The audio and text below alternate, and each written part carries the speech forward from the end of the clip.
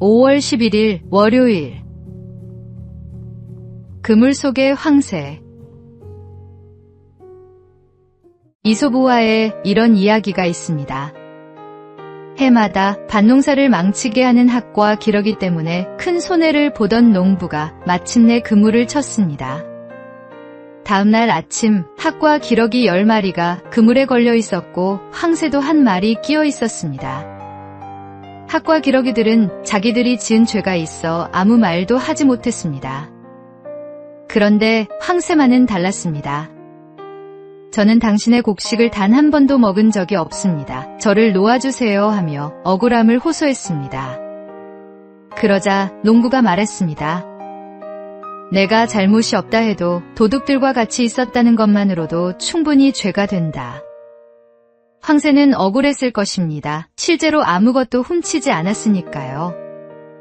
그러나 농부의 눈에는 함께 있었다는 사실 자체가 이미 증거였습니다. 우리의 삶도 그렇습니다. 마음으로 이미 범죄하였다면 그것은 이미 범죄한 것이라고 주님은 말씀하셨습니다. 그리스도인의 삶은 결과만이 아니라 그 자리와 방향까지 묻습니다. 어디에 있느냐가 어떤 사람인지를 말해줍니다. 주님은 청결한 마음, 거룩한 자리를 원하십니다. 내가 지금 서 있는 자리를 한번 살펴보시기 바랍니다. 오늘의 말씀. 음행과 온갖 더러운 것과 탐욕은 너희 중에서 그 이름조차도 부르지 말라. 이는 성도에게 마땅한 바니라. 오늘의 만나. 오늘 내가 서 있는 자리가 하나님 앞에 부끄럽지 않은 자리인지 돌아보십시오.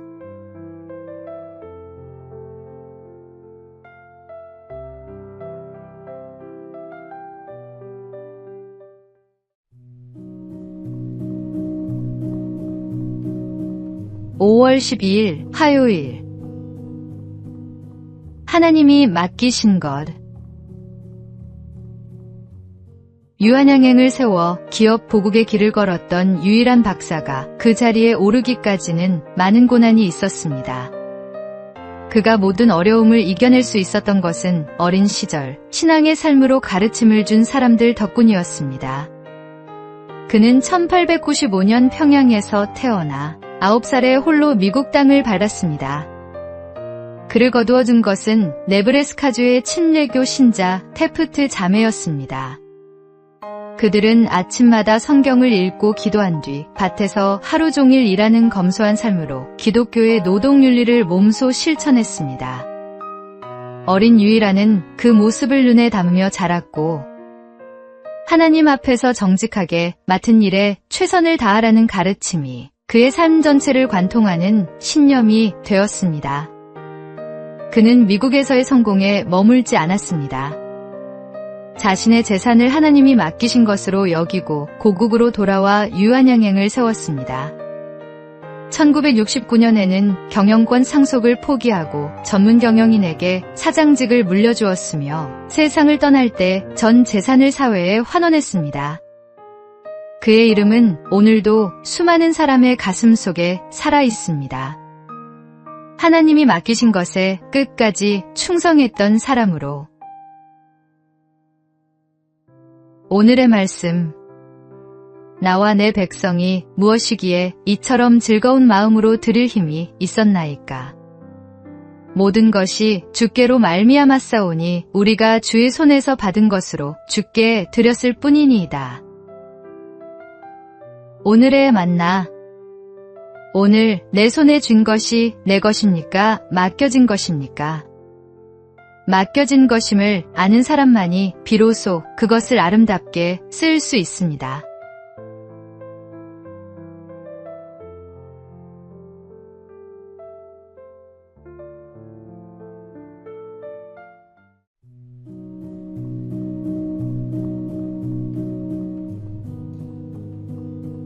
(5월 13일) 수요일.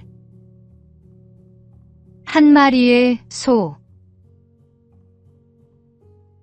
한 마을에 오랜 세월 마을 사람들이 함께 써온 넓은 목초지가 있었습니다. 10명의 농부가 각각 10마리씩 소를 방목했고 100마리의 소들은 충분히 자랐습니다. 그런데 어느 날 농부 하나가 생각했습니다. 소를 한 마리만 더 풀어놓으면 내 이익이 늘어난다. 피해는 마을 전체에 골고루 퍼지니 내 몫은 아주 작다. 이웃 농부도 같은 계산을 했습니다. 남들이 소를 늘리는데 나만 참을 이유가 없지. 그렇게 한 마리씩 마을 전체에서 같은 생각이 퍼져나갔습니다. 얼마 지나지 않아 목초지는 황폐해졌고 무성했던 풀밭은 흙먼지만 날리는 황무지가 되었습니다. 아무도 아기를 품지 않았습니다. 그저 나 하나쯤이야 하고 생각했을 뿐입니다. 그러나 그 나 하나들이 모여 공동체를 무너뜨렸습니다. 교회도 마찬가지입니다. 나 한 사람 예배에 빠지는 것쯤이야. 나 한 사람 헌신 안 하는 것쯤이야 하는 생각들이 모이면 활력 있는 공동체가 조용히 식어갑니다. 하나님은 각 사람을 부르셨고 당신을 대신할 사람은 없습니다. 오늘의 말씀. 우리가 한 몸에 많은 지체를 가졌으나 모든 지체가 같은 기능을 가진 것이 아니니. 오늘의 만나. 공동체를 살리는 것은 특별한 누군가가 아닙니다. 오늘 내가 먼저 좋은 씨앗 하나를 심는 것에서 시작됩니다.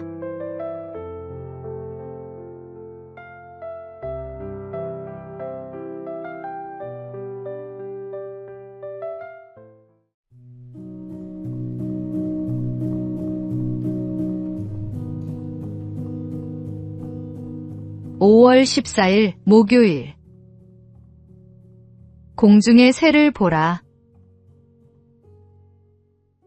공원을 걷다가 나무 위에 앉은 새를 한참 바라본 적 있으십니까?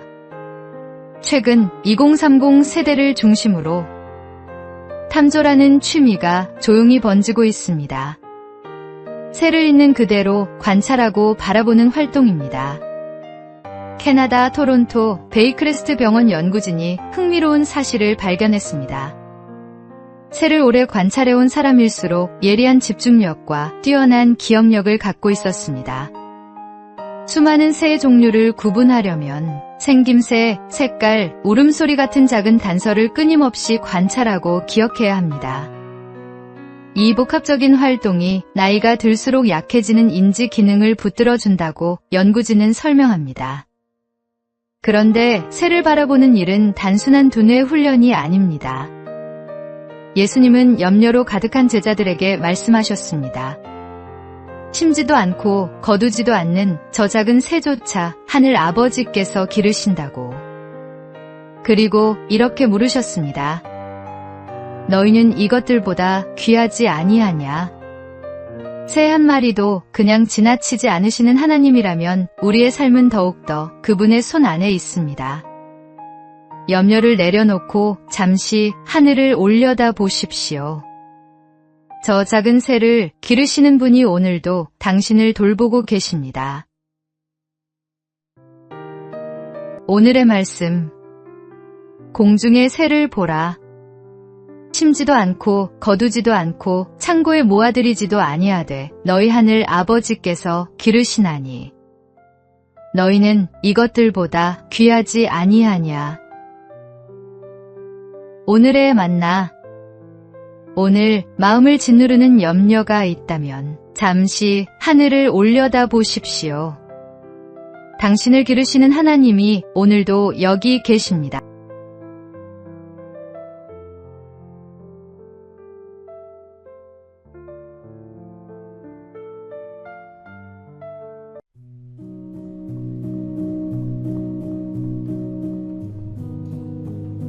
(5월 15일) 금요일.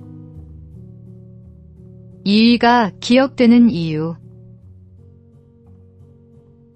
1992년 벨기에 스파프랑코샹 서킷에서 F1 그랑프리 예선이 열렸습니다. 세 차례 F1 세계 챔피언에 오른 아일톤 세나가 우승을 향해 질주하던 그 순간 프랑스 드라이버 에릭 코마스의 차가 방호벽을 들이받았습니다. 차는 트랙 한복판에 멈춰 섰고 코마스는 의식을 잃은 채 쓰러져 있었습니다. 엔진은 최고 회전수로 울부짖고 있었고 차 밑으로는 연료가 새어나오고 있었습니다. 불꽃 하나면 모든 것이 끝날 상황이었습니다. 뒤따라오던 세나의 눈에 그 장면이 들어왔습니다. 그는 망설임 없이 차를 세웠습니다. 헬멧도 벗지 않은 채 달려가 코마스의 차 시동을 끄고 구조대가 도착할 때까지 그의 머리를 두 손으로 받쳐 들었습니다. 챔피언의 두 손은 그날 핸들이 아니라 한 사람의 생명을 붙들고 있었습니다. 메달을 목에 걸지 못해도 진정한 승리자가 있습니다. 말씀의 눈으로 세상을 볼 때 하나님 앞에 진정한 메달리스트가 될 수 있습니다. 세나는 그날 트랙 위에서 더 큰 레이스를 뛰었습니다. 순위가 아니라 사람을 택한 것입니다. 하나님의 눈에 진정한 승리는 1등 기록이 아니라 멈출 줄 아는 용기입니다. 오늘의 말씀.